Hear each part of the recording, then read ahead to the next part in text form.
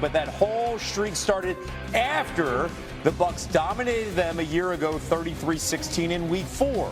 For much more, here's Sal Palantonio. Hey there, Kevin. Bucs quarterback Baker Mayfield has been dealing with a painful bicep injury in his throwing arm, listed as questionable for Sunday's game against the Eagles. He didn't practice much this week, but when I saw him on the field today, he looked fine throwing the football. And Todd Bowles told me that Baker Mayfield will be, quote, ready to go. He wouldn't miss this game for the world. Remember last year, Mayfield 30 for 47, 347 yards, 2 touchdowns. Bucs rolled through the Eagles 33-16, but Mayfield told me the Super Bowl champs under Vic Fangio have a much more seasoned defense, a much more difficult defense to deal with. Guys up front, we got to take care of them. So whether it's getting the ball out quick, making them run, obviously we have the advantage here in Tampa with the heat. So trying to tire those guys out, knowing that early in the game, probably not able to take a lot of shots. If you hold on the ball an extra tick, they're going to be there. So he does a great job coaching those guys up on the details and the safeties playing from top down. There's not a whole lot of stuff over the top of them. So the Eagles came down a day early to get acclimated to the heat. Unless they're going to have a full-fledged practice, that ain't going to happen.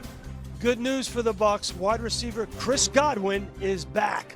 Bad news, Mike Evans, the future Hall of Famer, he's out. And in the last 5 games when Evans has not been in the starting lineup, the Bucs have lost 5 straight. In Tampa, Sal Palantonio, ESPN. Now, you heard Sal Pal hit on it.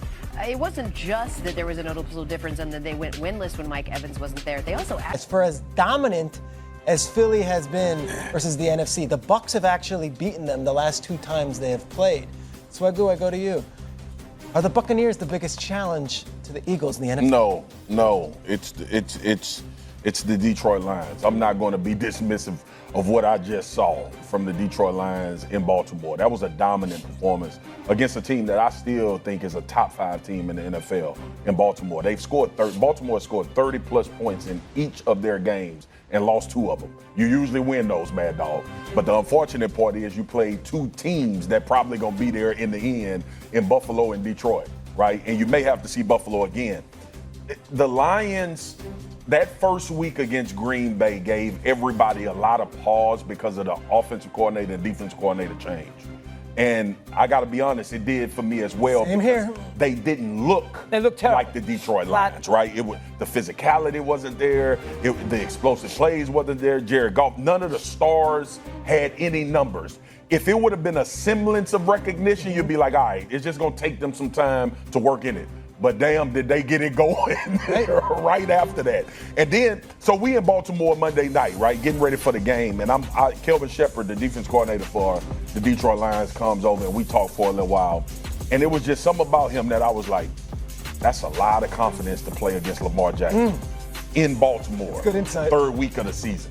Got a lot of confidence. I said, how's Aiden Hutchinson doing? He was like, he's 100. That was his answer. He's 100.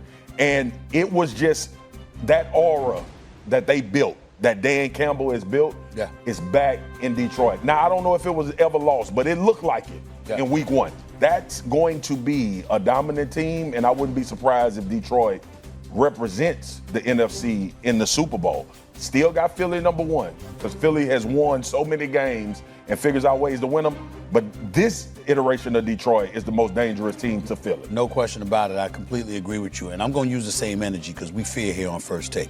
I was all over John Moore, offensive coordinator, after week 1 because I'm like, listen, Jamison Williams, Amon-Ra St. Brown, Laporta, Gibbs, Montgomery, Goff. You have all the pieces in place that you had over the last 2 or 3 years when Ben Johnson was there as the offensive coordinator. You can't go out there and wet the bed in the opener against the Green Bay Packers and look the way that they looked. So I was calling them out. Just like I called them out, now we got to give him some love. No doubt. He's the right man for the job. He's showing that he's proven that Dan Campbell made the right decision by letting him succeed, Ben Johnson, even instead of Ekstrand, who we looked at in week 1 for the New York Jets as the offensive coordinator, and we like, did you pick the wrong dude? Well, that didn't happen.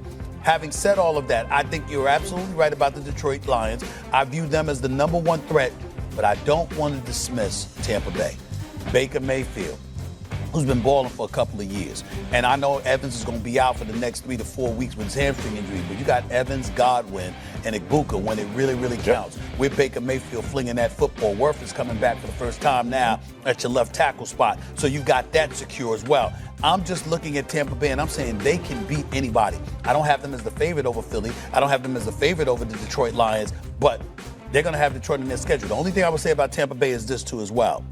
A +6 point differential for a 3-0 start to a team is the smallest in NFL history. Yeah. All right? They won the games in like 59 seconds left, like 6 seconds left, and at the buzzer. Weren't great teams. Against the Falcons, the Texans, and the Jets. And the Jets. So, again, the jury is still out on them. I would say Detroit is the answer to this question. What I was going to say. Before you, though, Mad Dog, there's an argument you can make that the Rams still are the 100% right. Don't rule out San Francisco either. I am. They got a lot of guys banged up. Now, Bosa's injury is a major problem. That's a major problem.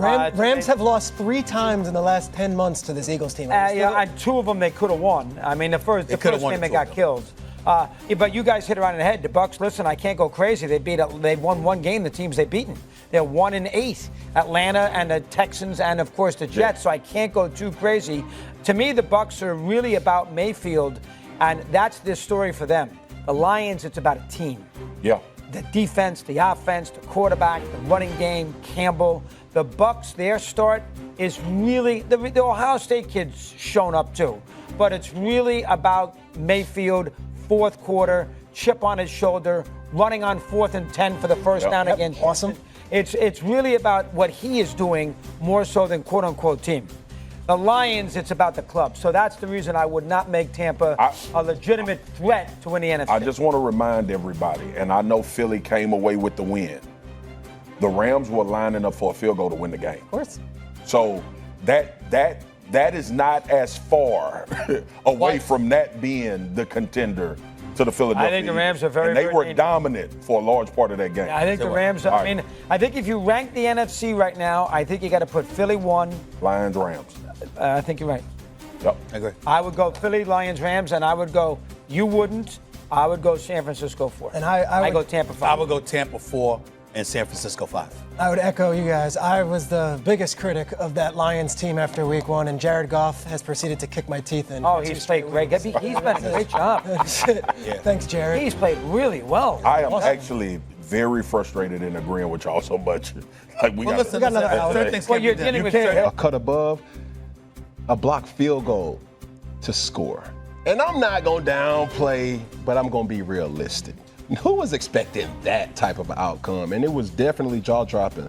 But when you have teams like the Detroit Lions, when you have teams like Green Bay Packers, when you have teams like Tampa Bay, obviously when you have teams like the Los Angeles Rams, these teams can generate offense, and that's going to be the nemesis that will be able to compete with teams like, or the team like Philadelphia Eagles.